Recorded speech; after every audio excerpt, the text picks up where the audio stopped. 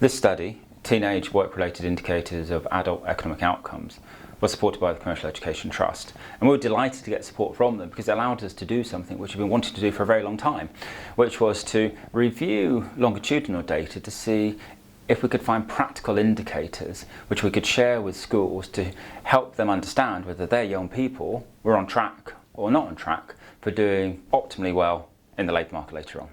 Now, what we knew is that a whole series of studies had shown that what young people think about the world of work and the experiences they have with the world of work as teenagers has a difference later on in life.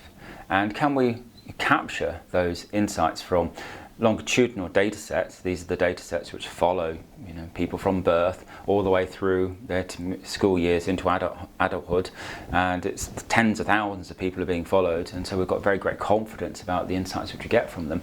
Can we use those to create a practical tool for schools? And how we've gone about it is, firstly, we did a literature review where we looked at the UK literature to find as many of these examples of work-related experiences and attitudes linked to later positive outcomes, better earnings, lower levels of unemployment. And we found 7 studies which we thought were very helpful. And then we ran some further analysis. Elnaz Kashef-Pakdal, our analyst, she ran through a whole series of databases to find 5 more of these studies, and we came out of it with 10 statements. And these statements, for example, relate to the degree of certainty that a young person has at 16, or the level of their occupational aspiration, or their planning, or the realism of their articulated plans, whether they've had experiences of part-time work, whether they've had experiences of employer engagement within their education, and what they thought about these things. There's a series of statements which we're able to pull together which link to hard evidence of better economic outcomes. And so we took these 10 statements and we tested them with careers professionals to see what they thought. And on the basis of their feedback, we created a questionnaire.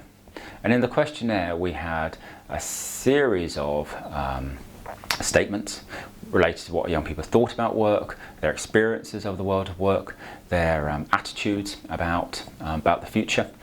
And we weighted the responses in terms of what the data tells us. If the data tells us that the impact was large, the weighting was large.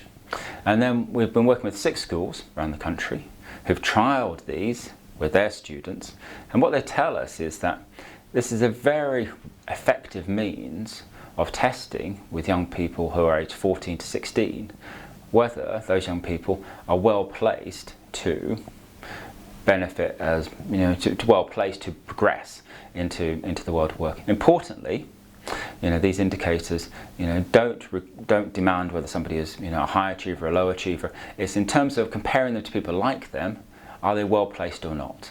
And so these seems to be a very effective way of determining whether somebody's well placed or not, or if they need more work and where they might need more work.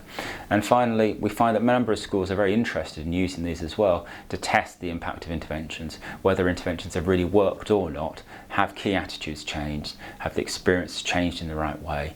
And in doing this, we hope to be able to give to schools this practical tool which, based upon really hard data, can allow them to make sense of the employer engagement which they take part in.